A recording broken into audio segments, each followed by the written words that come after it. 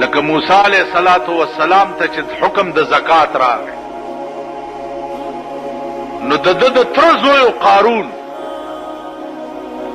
قرآن کې راځي ان قارون کان من قوم موسی نو قارون د موسی علیہ السلام د تر زوی او دومره مالدارو علماء لیکي چې په 12 قچرو به داغه د خزانو کنجیانې بار کې دي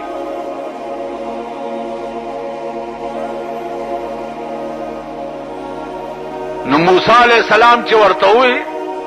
چې زکات ورکا څومره ورکا دومره هغه چې زکات راټول کو هغه څلوي ډېرې جوړ چې ډېرې جوړ شو ول دې باندې خو خدای راستي کا زماړو شي دومره مال خو زنه شمر موسی علیہ السلام ته وی چې ز پکې نه او خلق را جمع کو میټینګ یو کو چې تاسو څه خبر یې موسی علیہ السلام د زکات حکم کړی دی ځان مالدار کوي او مونږ غریبان کوي راځي چې صدا سي کار ورته پیدا کو چې بس خلق ته نټول منحرف شي او مونږ هم تخلاص څو ویسے الزام پہ لگاؤ سعید پہ لگاؤ نو یو خزه راوسته چې خزه راوسته ورتل دا یو بکس دا اشرفو ډک والا خو چې موسی علیہ السلام تقریر کړي او د خپ جذبه کې راشي نو تبر اپاسي او بوي چې ما اورید د خبره د بیګا ما سره نعوذ بالله بدفعلی کړي بدا بکس والا او په مجلس کې به په موسی علیہ السلام دا الزام ولګي هغه ول ډېر بکس واغستو د موسی علیہ السلام بیان چو هغه تا ورله چې ورله پکې کې ناستا چې موسی علیہ السلام خپل عروج کې راغی نو دا را پاسې ده چې را پاسې ده په دې نیت چې زه په الزام ولګو اوس د الله دې شان تا ګور را پاسې ده په څه نیت او خلینه وزي چې اشهد الله اله الا الله واشهد ان موسی کلیم الله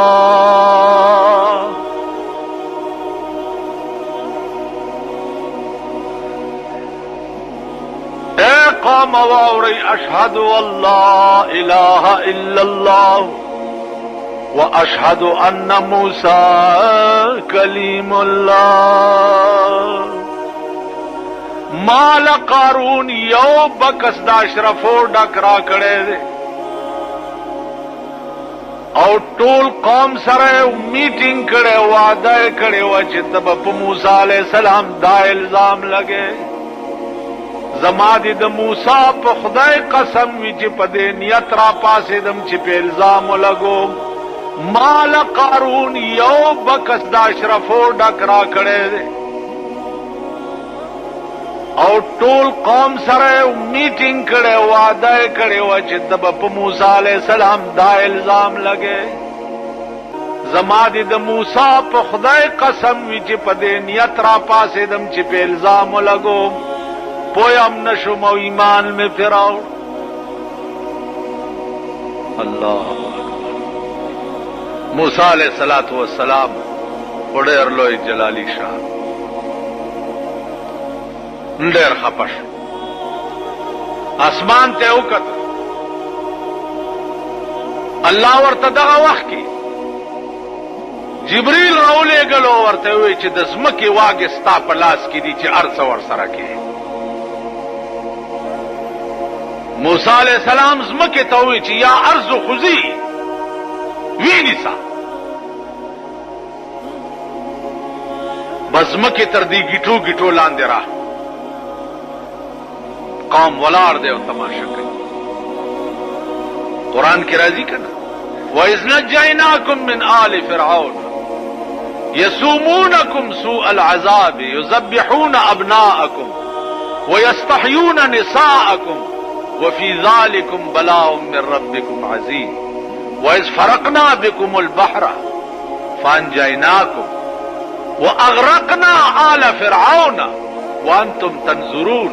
اغه ورځ یاد کړئ چې دریاب میں در تسیری ک تاسو میں بچ کړئ او فرعون میں سره د قوم پکې غرق کړ او وانتم تنظرون تاسو ورته کته. تاسو د دریاب په غاړه ولاړ وئ او کتم چې دریاب فرعون رونی وو او موسی علیہ السلام ته आवाज وکړو چې زه مسلمانېږم استا خدای منم کا بچ مې کې. هغه ورته الان قد ندمت ولا ينفع الندم. اوس چې غیر شوي اوسې سم نه کی. سلور سوا کال وشو چې ستا اصلاح نه کېده. سلور سوا کال اوسې سم نه کی. نو دا قوم ولاړ دی او تماشا کوي چې قارون زمکه راغ بیا ورته وی خوځي تر دې ګوډو ګوډو راغ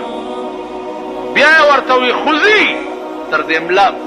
د مرای مرای پورې را چې تر مرای لاندې لاړو ورته لو موسی دولت د پاره دې مړ کړم چې مال می تا ته پاتې شي. هغه ویل نه ورشي د ټوله خزانه راوړي. سړی لاړو تمام خزانه راوړي او دته په سر کې چې کېخوي بیا ورته زمکه ته وی چې خوځي زمکه سره د خزانو جذب کړو ترننه پورې قارون په زمکه کې روان دی او خزانه یې په سر ده. او قارون هلاک شد که چهل خانه گنج داشت. هغه خزانه او کوی چې ور سره ډکو لاړو نیست و نابود شو سره د مال تباہ و برباد شو.